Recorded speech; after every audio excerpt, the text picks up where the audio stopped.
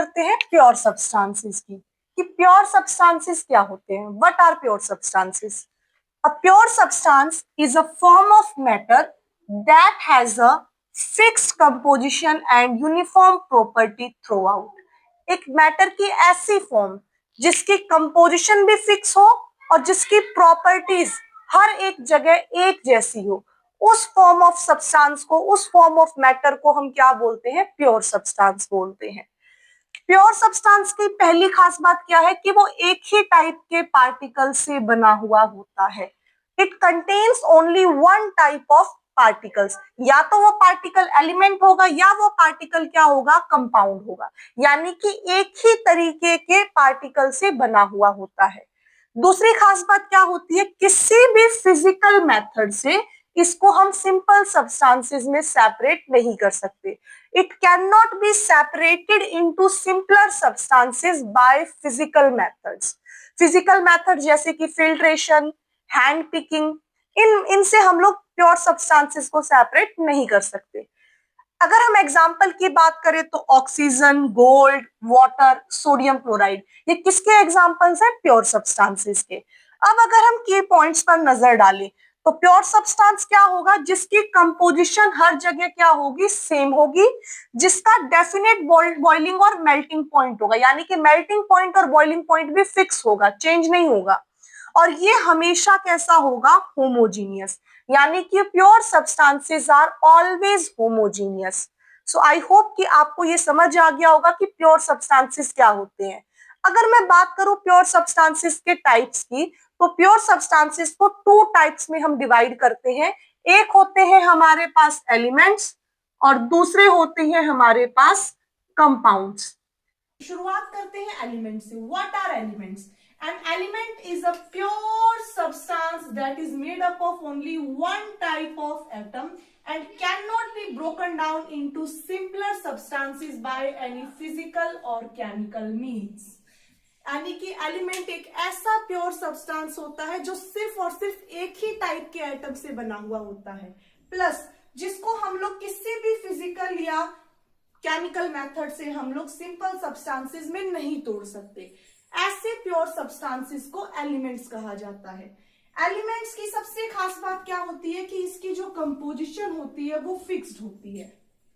ठीक है, अब एग्जांपल के तौर पे अगर हम बात करें हाइड्रोजन की, ऑक्सीजन की, आयरन की, सो हाइड्रोजन जो एलिमेंट है वो सिर्फ और सिर्फ हाइड्रोजन के एटम से बना होगा। ऑक्सीजन जो एलिमेंट है वो सिर्फ और सिर्फ ऑक्सीजन एटम से बना होगा। इसी तरीके से आयरन जो एलिमेंट है वो सिर्फ और सिर्फ आयरन के एटम से बना हुआ होगा।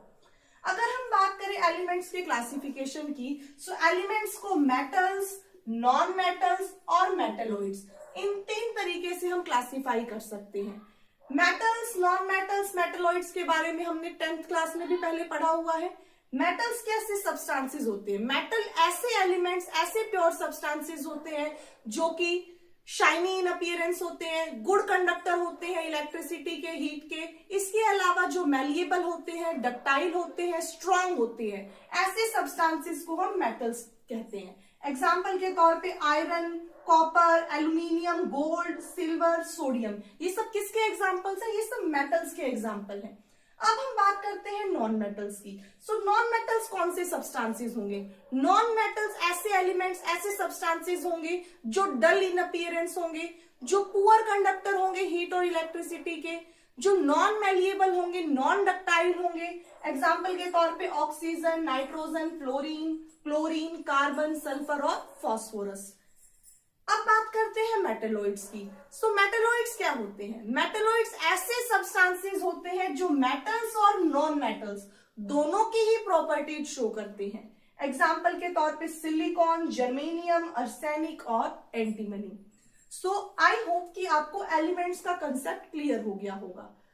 अब हम डिस्कस करेंगे कंपाउंड्स के बारे में। सो अब हम डिस्कस करते हैं कंपाउंड्स के बारे में। What are compounds? A compound is a pure substance formed when two or more different elements chemically combined in a fixed ratio by mass. यानी कि कंपाउंड्स ऐसे प्योर सब्सटेंस होते हैं जो कि तब बनते हैं जब दो या दो से ज्यादा अलग अलग एलिमेंट्स केमिकली कंबाइन करते हैं फिक्स रेशियो में, किसके अकॉर्डिंग, मास के according. For example H2O, CO2। H2O यानी कि वाटर, वाटर के मॉलिक्यूल को बनाने के लिए हाइड्रोजन के 2 एटम और ऑक्सीजन का 1 एटम, यानी कि रेशो फिक्स हो गया, हाइड्रोजन के 2 एटम और ऑक्सीजन का 1 एटम।